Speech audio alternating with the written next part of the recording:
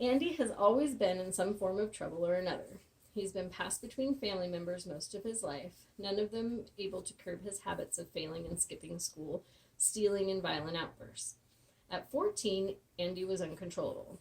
He finally had his first brush with the law that did not only involve him, but also involved his younger cousin. Unsure of what to do, Andy's uncle and grandfather, who had full custody of him, decided to send him to a military school for troubled boys. Before the first institution dedicated to juveniles was built in New York in 1825, children who committed crimes were tried and housed with adults. Not long after, psychologists realized that there was a need to separate juveniles from adults because of the developmental differences. The first juvenile court was set up in Cook County, Illinois in 1899.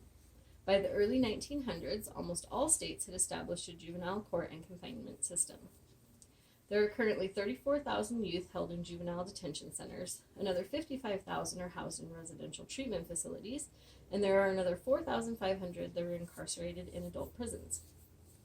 Juvenile delinquents should be sentenced to a military school that will provide them with structure and skills that will make them productive adult citizens. Kids commit crimes for many different reasons. They are bored, they feel like they have nothing constructive to do, they have misunderstood or misdiagnosed psychological issues, they are testing the boundaries both at home and out in the real world, and there's no structure in their world, and peer pressure are a few, just to name a few. Other lesser-known factors that contribute to the delinquency of minors are malnutrition, lack of sleep, endocrine disorders, effective weather on mental status, and superior intelligence.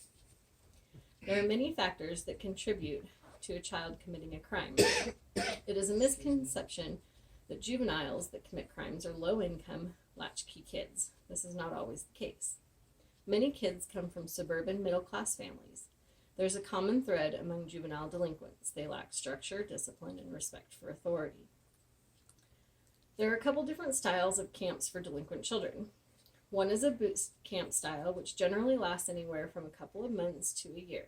Most of them are short-term and seem like more work and exercise programs than help for the kids. There are military-style boarding schools that offer structure and discipline resembling the military, and many also offer therapy and medication management. The military-style schools will often house kids up to the time they graduate high school, and some even offer incentives to continue with a military career. A typical day in a military-style setup starts with morning physical activities, running, sit-ups, push-ups, and weight training. Some programs also offer sports such as football, basketball, and lacrosse. Cadets then move on to morning drills and classwork. All of the cadets attend school and do graduate when they've completed their senior year. A few higher-end schools offer college prep classes, and most schools offer programs that help with life and job skills and even have job placement when the student graduates. At a juvenile detention center, the child arrives in handcuffs. They are issued bedding and clothing and taken into a jail-like area. The area consists of pods with 1 or 2 person cells, which are segregated by gender. The children still attend school but are kept in their cell when not in class.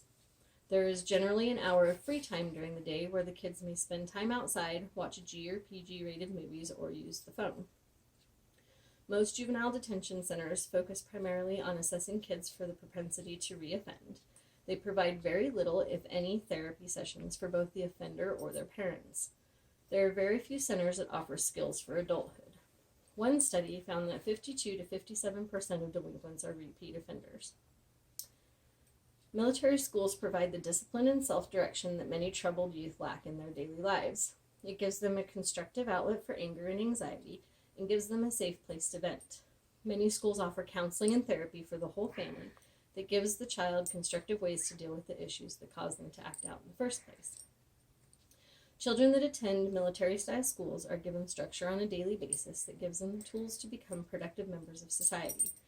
For kids who are failing school, it gives them more individualized attention they need.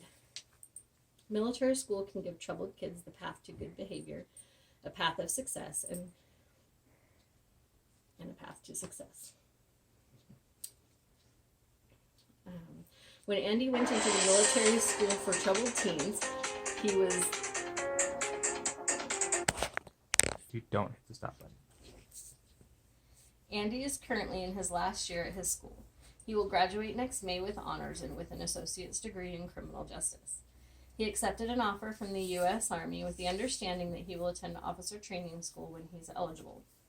I know that not every story is a success. There are kids in the world that gravitate and choose a life of crime, and there may not always be a way to help them.